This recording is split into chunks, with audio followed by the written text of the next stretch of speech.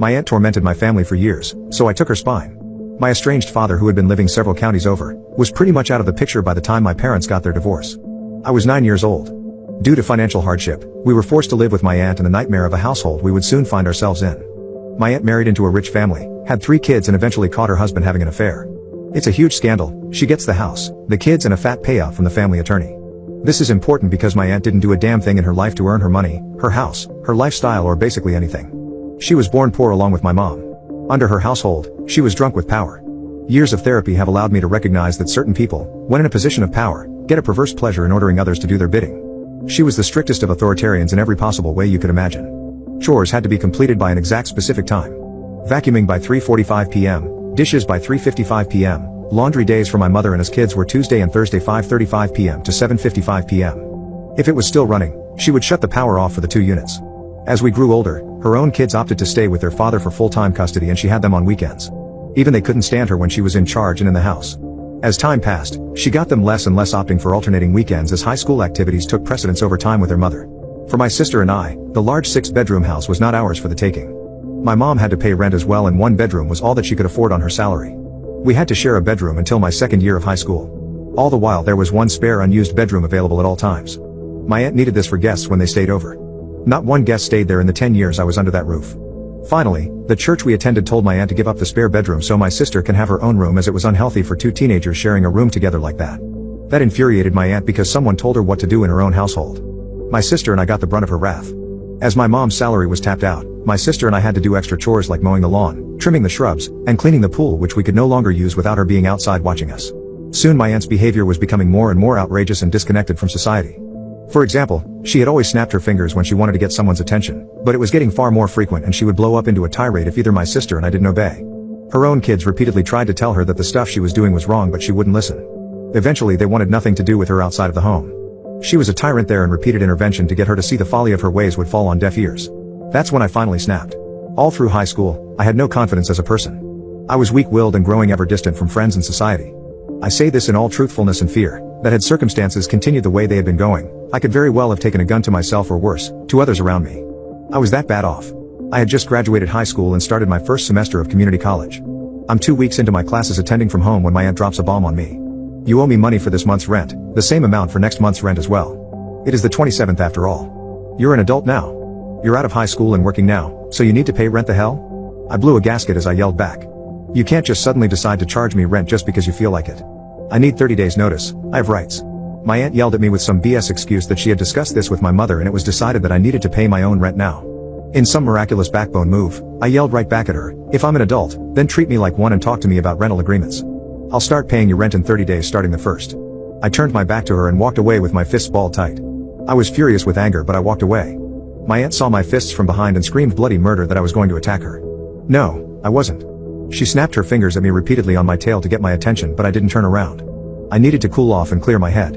As I turned the corner, she grabbed my wrist hard, yelling, "I'm not finished talking to you." I threw my still balled up fist forward, keeping with my stride to break her grip as I hadn't stopped my momentum. This caused her grabbing arm to slam hard into the corner of the wall that I had just turned into, and while stumbling back, she fell down 2 flights of stairs. She screamed in pain, but I left the house and took off. The aftermath of that incident was that my aunt called the cops on me in an attempt to press charges. She was taken to the hospital, suffered a fractured wrist and was put in a cast. The cherry on top was that she had paralyzed her spine after falling down the stairs and was now bound to a wheelchair. Her story changed every time she told the cops what happened, while my story was spot on every time. I can still recall that moment down to the smell in the house, where I was facing, the working and non-working light bulbs etc. forever ingrained in me. I was kicked out of the house and I couldn't visit my sister or my mom there at the house again. Fine by me, as I didn't want to see my tyrannical crippled aunt ever again. I was happy to meet my mother and sister at the local diner or outlet. We could be ourselves there and not hostages to the Happy Wheels tyrant in our own home. Years later, my mom wised up, got out of that abusive relationship with her sister and moved out on her own. She got a temporary nice place, invested wisely, and with the help from the church, got help getting a place of her own. In 2009, after the housing crisis, she bought her own place that she could never have afforded on her own prior to the market crash. Despite this, I waited for years for another opportunity to get back at my aunt and leave her in ruins. I could not forgive her for what she did to my mother. How she kept her in financial hardship for a decade while she sat on a bank account full of cash and assets. Or when she forced my sister to pay for damages because the water heater burst. My aunt and mother had been away one weekend, leaving my sister at home, and she didn't discover the flooded rooms for hours. My aunt's reasoning: it was her responsibility to watch the house. I guess it's not the responsibility of the homeowner to maintain the water heater before it goes. Let's leave that upfront $5,000 financial burden before the flood insurance kicks in on a 16-year-old girl. Her spine, while a nice touch, was not enough.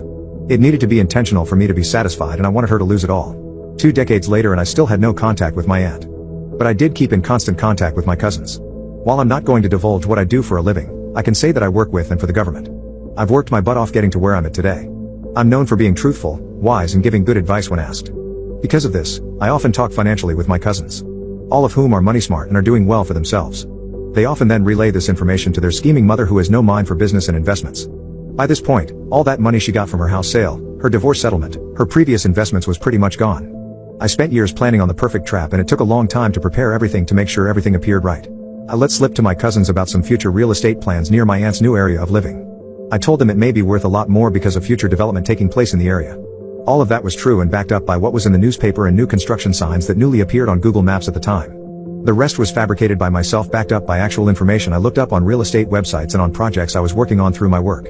My cousins relayed this information to my aunt and a few weeks later, she started making phone calls to real estate agents trying to buy lots of land in the undeveloped and terrible area of her new house. Over the course of a few months to a half a year, she spends $500,000 of her last remaining savings on land hoping it will pay out when the area around it gets developed in the upcoming years. However, what she didn't know was that the city didn't have any plans to develop in those immediate areas. In fact, analysis showed that building in those areas was poor planning and would cost the taxpayers 2 to 3 times as much as the land was not environmentally sound. It was best to build 6 miles away. So, 2 years after my aunt purchased that land, it was still worthless.